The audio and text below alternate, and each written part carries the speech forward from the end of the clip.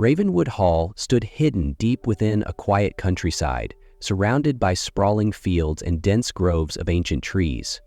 The grand estate, with its timeless architecture, seemed like a relic from another world, untouched by the hustle of modern life. Sophia Bennett gripped the steering wheel of her compact car, her eyes fixed on the gravel driveway leading to the imposing mansion. As a rising star in physical therapy, she was no stranger to challenging cases, yet this assignment filled her with a mix of apprehension and determination. "Focus, Sophia. It's just another job," she murmured to herself, her fingers tightening slightly on the wheel. Her patient, Lucas Sinclair, was once a legend in Formula One racing. He had basked in the glory of fame and victory until a devastating accident abruptly ended his career, leaving him confined to a wheelchair and shrouded in solitude. Ravenwood Hall loomed into view, its towering structure casting long shadows in the fading sunlight.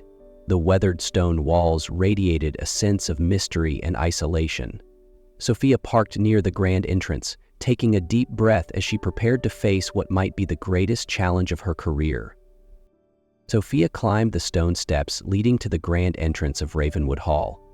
Before she could raise her hand to knock on the intricately carved wooden doors, they swung open, revealing an older woman with a stern expression. "You must be Miss Bennett," the woman said, her tone formal yet cool. "Yes, I'm Sophia Bennett," she replied, maintaining a professional smile. "Perfect. I'm Margaret Hensley, the housekeeper at Ravenwood. Mr. Sinclair values punctuality, so I trust you will always be as timely as you are today." Margaret led Sophia through expansive hallways lit by soft, golden light. The mansion was stately but devoid of warmth. No family photos adorned the walls, and no personal touches softened the cold elegance of the decor. "He's in the library," Margaret said, stopping before a set of grand double doors. "I should warn you, Mr. Sinclair is in a particularly difficult mood today." Sophia nodded, steadying her breath as Margaret pushed the doors open. The library was vast, its towering bookshelves bathed in the morning sunlight streaming through floor-to-ceiling windows. There, silhouetted against the light, sat Lucas Sinclair in his wheelchair, his piercing blue eyes fixed on her. "Another one," he said, his voice cutting and laced with sarcasm. "How long did they say you'd last? A week or 3 days before you give up and leave?" Sophia held her ground, stepping further into the room. "I'm here because of your schedule and your insurance, Mr. Sinclair. Whether or not your life is worth living is entirely your concern. My job is to ensure your body doesn't deteriorate while you decide." Lucas blinked, a flicker of surprise crossing his features before he quickly masked it with indifference. Margaret cleared her throat softly. "I'll leave you two to it." The doors closed behind her, leaving Sophia and Lucas alone in the charged silence. "Shall we begin?" Sophia asked, keeping her voice steady despite the tension in the room. "You can try," Lucas replied, his gaze locked on her, as if testing the resolve of this young therapist. The first few days at Ravenwood Hall were a true test of Sophia's patience. Lucas Sinclair didn't just refuse to cooperate, he actively made her job more difficult. "Do you honestly believe a few simple exercises are going to change anything?" he asked, his tone as biting as ever. "I used to be the fastest man in the world, and now I can't even stand." Sophia took a deep breath, steadying herself. "That's true, Mr. Sinclair. You can't stand, but that doesn't mean your body has to get weaker." Her persistence and professionalism annoyed Lucas, yet he couldn't entirely dismiss her. After a few sessions, Sophia began to notice subtle changes in his demeanor. One morning, as she assessed his range of motion, she caught him looking at her differently. The sarcasm in his gaze was still there, but beneath it was something softer, something almost vulnerable. "Do you experience phantom pain often?" Sophia asked, her tone deliberately gentle. Lucas stared at her for a long moment before replying, his voice quieter than usual. "All the time, especially at night. It's like I'm still trapped in that burning car." His words stopped her in her tracks. For the first time, he'd revealed a piece of the deep pain he worked so hard to hide. "I can't fully understand what that feels like," she said, meeting his eyes, "but I can help you through it." Lucas let out a harsh, humorless laugh. You're awfully confident, Miss Bennett." Sophia didn't reply. She simply continued taking notes, focusing on her work. But inside, she knew something between them was shifting. In the days that followed, Lucas became less resistant. Each time Sophia gave him instructions, he followed them, begrudgingly, but without the usual arguments. And though he never said it aloud, she could see the trust growing in his eyes. One afternoon, as the golden hues of sunset filtered through the library windows, Lucas broke the silence. "You make me remember who I was before the accident." Sophia offered him a small, encouraging smile. "Then let me help you find that person again." Sophia didn't expect their therapy session to be interrupted by a sudden knock at the door. Margaret stepped in, her expression unusually tense. "Mr. Sinclair, there are 2 visitors here to see you," Margaret announced. "They say it's urgent." Lucas frowned, clearly displeased. "I'm not seeing anyone." "It's Andrew Coleman and Richard Hale," Margaret added. Sophia immediately recognized the names. Andrew had been Lucas's manager and Richard was the owner of his former racing team. Lucas hesitated for a moment before nodding reluctantly. "Fine, let them in." The library doors opened and 2 men entered, their tension palpable. "Lucas," Andrew began, his voice carefully measured, "we have important news." Richard placed a USB drive on the desk. "We found evidence about your accident." Lucas froze, his icy gaze fixed on them. "The accident was my fault. I pushed the car too hard and ignored the crew's warnings." "It wasn't," Richard countered firmly. "The security cameras in the maintenance bay recorded footage. Someone tampered with your car's steering system. This wasn't mechanical failure, it was sabotage."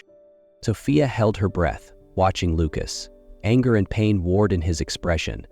"Who did it?" he asked, his voice low and dangerous. "We don't have definitive proof yet," Andrew replied. "But the evidence points to Vail Racing, the team that wanted to buy out your team after the crash tanked its value." Lucas turned away, gripping the arms of his wheelchair tightly. "I've blamed myself for so long, and now you're telling me it was all a lie?" Sophia stepped closer, placing a reassuring hand on his shoulder. "Lucas," she said softly, kneeling beside him and placing her hand gently on his shoulder. "This wasn't your fault, but now you have the chance to take back control, to stand up not just for yourself, but for everyone who believed in you." He closed his eyes, taking a deep breath. "I need time to process this." Andrew and Richard nodded, leaving the library and the heavy silence that lingered in their wake. Lucas looked up at Sophia, his eyes filled with turmoil. "What do you think I should do, Sophia?" Her voice was steady and resolute. "Face the truth, Lucas. Not just to free yourself, but to stand up for the people who stood by you." Lucas stared at her for a long moment before nodding, a newfound determination flickering in his eyes. After the visitors left, Sophia noticed Lucas was quieter than usual. That evening, she decided to stay at the mansion to ensure he didn't spiral further into his pain. Margaret guided her to the conservatory, a space filled with the sweet scent of jasmine and the soft glow of hanging lights above. Lucas was seated among the rows of flowers, his gaze distant as he stared through the large glass panes. Sophia approached him cautiously, sensing the weight of the silence surrounding him. "Are you okay?" she asked softly. Lucas didn't turn, his voice low and heavy with emotion. "I've built my entire life around guilt. I don't know who I am without it." Sophia sat down on the bench beside him, the distance between them no longer feeling significant. "You're a survivor, Lucas. You've endured everything and made it this far. You're stronger than you think." He turned to her, his piercing blue eyes searching hers. "Why do you care so much about me?" Sophia took a deep breath, feeling her heart race. "Because I see someone worth saving, someone who doesn't just need help, but deserves it." Lucas closed his eyes, a faint, bitter smile playing on his lips. "You're stubborn, Sophia." "Maybe," she replied with a gentle laugh, "but I'm not leaving." In that moment, the walls between them seemed to crumble. Lucas reached out, hesitating before his hand gently rested against her cheek. "You make me want to feel again, to live again." Sophia felt the warmth of his touch, but her rational mind reminded her it wasn't the right time. She stood, breaking the tension with a soft smile. "I'll help you feel again, Lucas, but first we need to finish your therapy." Lucas chuckled, this time without sarcasm, but with genuine warmth. "Then, where do we start?" The day of the hearing dawned, and Ravenwood Hall was quieter than usual. Sophia stood by the window, watching Lucas carefully adjust his tie in front of the mirror. Today, he wasn't in his familiar wheelchair. Instead, he leaned on a sleek, modern carbon cane, a testament to his determination over the past week. "Are you ready?" Sophia asked, her voice soft but encouraging. Lucas turned to her, a mixture of resolve and apprehension in his eyes. "I don't know, but with you by my side, I think I can face anything." Together, they stepped into the car. Lucas gripped his cane tightly, standing tall. During the drive to the racing board headquarters, Sophia placed her hand over his, silently offering strength.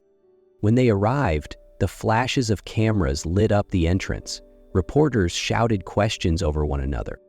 "Mr. Sinclair, was your accident sabotage?" "Miss Bennett, are you still his therapist?" Lucas remained composed, giving only a polite nod to the chaos.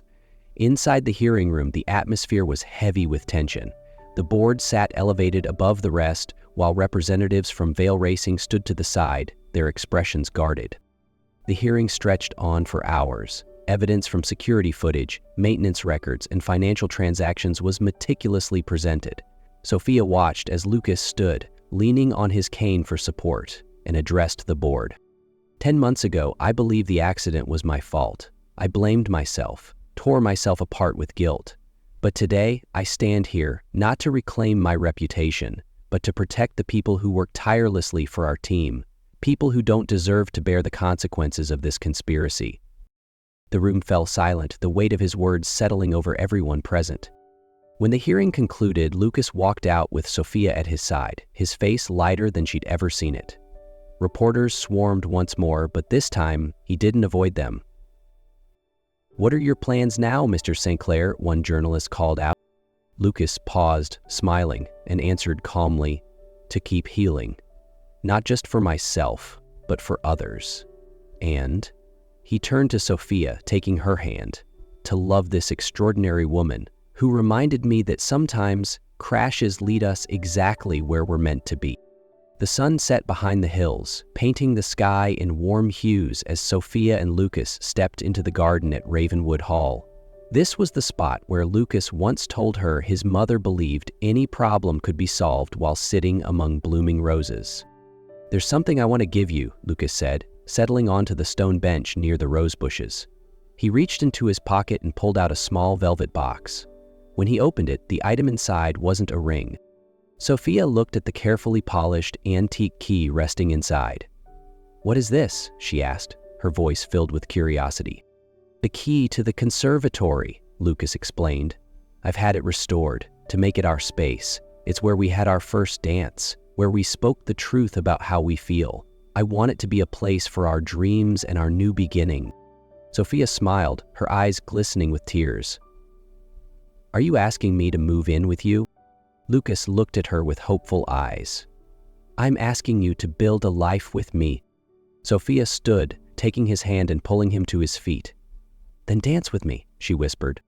Lucas set his cane aside and wrapped his arms around her. They moved slowly among the roses, bathed in the gentle light of the moon. "I've dreamed of this," Lucas murmured against her ear. "Holding you without barriers, loving you without fear." Sophia looked up at him, her eyes shimmering in the soft glow. "And I've dreamed of finding someone who makes me feel like I belong. That someone is you." They continued to dance in silence, their breaths and heartbeats perfectly in sync. "What'll we do next?" Sophia asked softly. Lucas smiled, leaning down to kiss her forehead. "Build new dreams and do it together." That night, surrounded by the scent of jasmine and the glow of moonlight, they began a new chapter, not with unfinished dreams, but with a shared belief in a future filled with hope. A few months later, on a magical evening, the conservatory glowed under a canopy of golden fairy lights. Lucas had transformed the space into a garden of dreams. Vibrant blooms of roses, lilies, and jasmine lined every corner, their scents mingling in the air. The floor was a carpet of soft petals, leading to the center where a small table held candles flickering softly. casting shadows that danced across the glass walls. Lucas, now able to take small, careful steps, stood waiting for her in the heart of it all. When Sophia entered, she gasped at the breathtaking scene. "Lucas, what is all of this?" He walked toward her slowly, his gaze locked on hers. When he reached her, he steadied himself and knelt on one knee, pulling out a small box from his pocket. "Sophia Bennett," he said, his voice thick with emotion. "You didn't just heal my body, Sophia. You brought light back into my life when all I saw was darkness. You believed in me when I had given up on myself. You made me dream again. Will you take this journey with me, not just as my partner, but as my heart and my hope for the rest of our lives?" Sophia covered her mouth, tears streaming down her cheeks. "Yes, Lucas, yes, I will." He slid the ring onto her finger, and as he stood, they embraced amidst the flowers. Their wedding took place in the conservatory, the very place where all their dreams had begun. The space overflowed with fresh flowers, roses, jasmine, and wildflowers that Sophia loved. Lucas, in a sharp suit, walked confidently without his cane or wheelchair, making his way toward Sophia, his bride, radiant in her white gown that outshone even the flowers around her. They exchanged vows surrounded by the joyful smiles of friends and family. As Lucas kissed Sophia, petals rained down, blessing their union and the bright future ahead. Their story didn't end in sorrow or regret, but in hope, love, and a reminder that miracles aren't always grand gestures. They often come from love, persistence, and the faith we place in each other.